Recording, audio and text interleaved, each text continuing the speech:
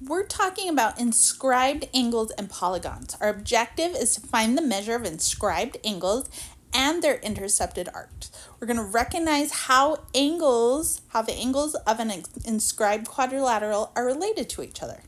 So inscribed and angles and intercepted arcs. Let's talk about that. An inscribed angle is an angle whose vertex is on the circle.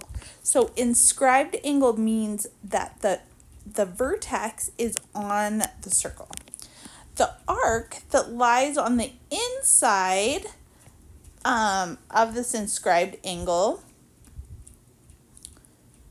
has an endpoint on the angle that is called the intercepted arc of that angle. So this is the intercepted arc.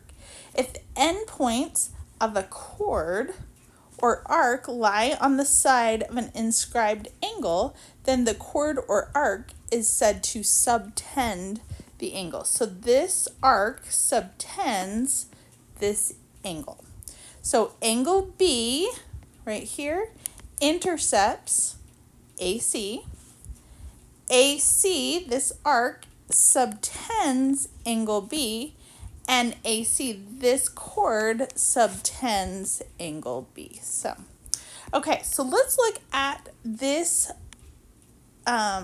theorem. The measure of an inscribed angle is half the measure of its intercepted arc. So if I were to take this angle here and measure it, and then I were to take and find angle B back here, angle B is going to be exactly 1/2 of the measure of angle C. So if this angle here, this angle right here, is 88 degrees, if you pull it back, it's going to be exactly half.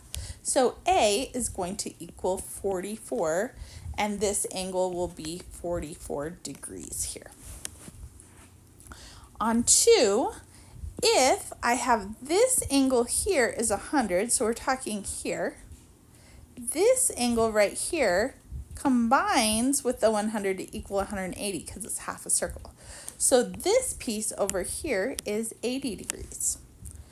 If I cut 80 degrees in half, A is going to equal 40, and this angle A right here will be 40 degrees. Again, right here, this piece is 80, cut it in half, we get 40. Now, it doesn't matter if I cut it in half here, that is 40, but if you look, B also opens up to 80. So if I pull 80 back, it also is 40 degrees. It's half of it. So A and B are both equal to each other, which are both equal to 40. Okay, number 4. We have a whole circle. Every circle equals 360 degrees. So if I take 360 degrees and I minus off 70 and I minus off 63, that will leave me 227 degrees left for the circle. And that's how many degrees are going to be in this angle here, or this arc right here would be 227 degrees. If I take that and pull it back, I am going to cut that 227 degrees in half, and that will give me B will equal 113.5, and this angle will be 113.5 degrees. Okay, we have a couple things here. We have this angle here, or we have this arc is 60. Cut it in half, we get A is 30. So this would be a 30-degree angle. We have 102 degrees here. Cut it in half to get B, and that would be 51 degrees for this angle. Now, C has nothing to do with inscribed angles, but I do know that C is vertical to this angle C here. So this is also going to be equal to C. Every triangle has 180 degrees. So if I take 180 degrees and I minus 30 and I minus 51, that'll give me 99 degrees left for the circle. So since this angle is 99 degrees, C is also 99 degrees. So the angle C. Okay, angle B, we open up to 180 degrees. All of this is 180 degrees. If I cut 180 degrees, all of this, in half, I get angle B, which is going to be 90. Again, I have a triangle right here. Every triangle equals 180 degrees. So if I take 180 degrees and I minus off 55 and minus off 90, I get 35 degrees left for angle A. So this would be a 35-degree angle here.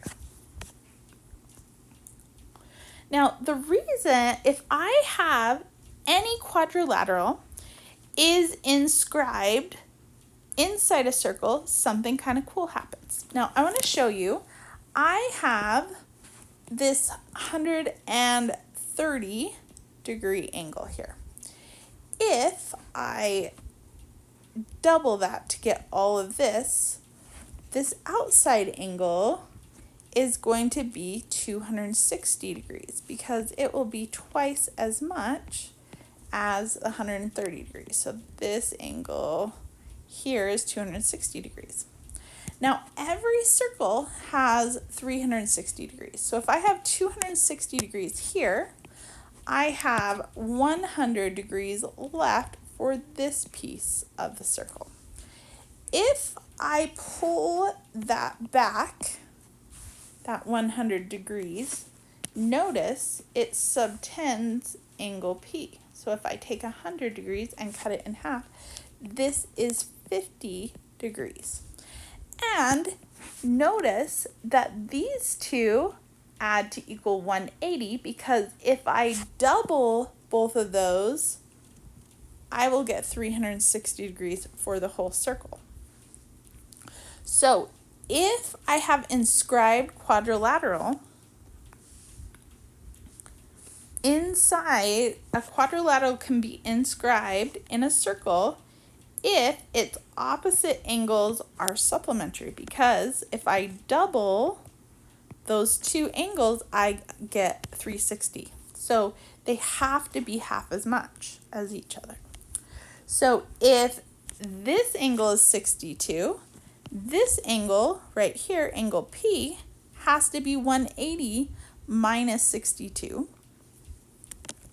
That is going to be 118 degrees, because if I double 118, I get 236 for all of this piece. If I double 62 for over here, I get 124. And if I add 236 plus 124, I get 360 degrees because half of that is 180. So P and R have to be angle P plus angle R have to equal 180 degrees. Okay, if two inscribed angles intercept the same arc, they have to be congruent. We saw that in number 3. So if we have two angles, they open up to this 80-degree angle, they have to be the same because they both are half of 80.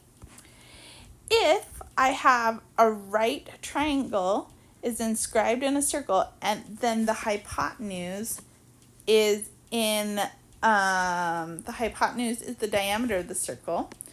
And if you have a diameter of a circle, it has to be a right angle. And we saw that one on example 6. So we have a diameter here. If I cut 180 degrees in half, I get 90. This has to be a right triangle. So if you have a right triangle inscribed in a circle, the hypotenuse will be on the diameter. because if you double that, 180. Okay, now let's look at two pairs of congruent angles. Both B and C open up to AD. So angle B has to be congruent to angle C. Also, angle A opens up to BC, but angle D also opens up to BC. So angle A has to be congruent to angle D. Okay, now let's find the value of each variable here. If I take 87 and I double it, I will get all of this outside point, all of this. So that would be 174. So 174 would be for all of this piece here. But I'm not trying to find all of it. I just want B. So what I have to do is I don't want this piece right here. So I'm going to minus 33, which is 141 for B.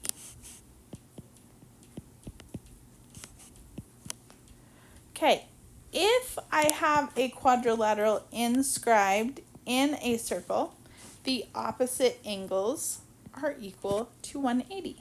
So if this is 101, this angle A has to be 79 degrees. Okay, last one is C. We're going to do the same thing we did at the beginning. I'm going to take 79. I am going to double it to get all of this right here. If I double 80, I get 160. So if I double 79, I'm going to get 158. Okay, so 158 is all of that. But I don't want this part. I'm going to take 158 and I'm going to minus off the 33 from 158. And C will equal 125 degrees.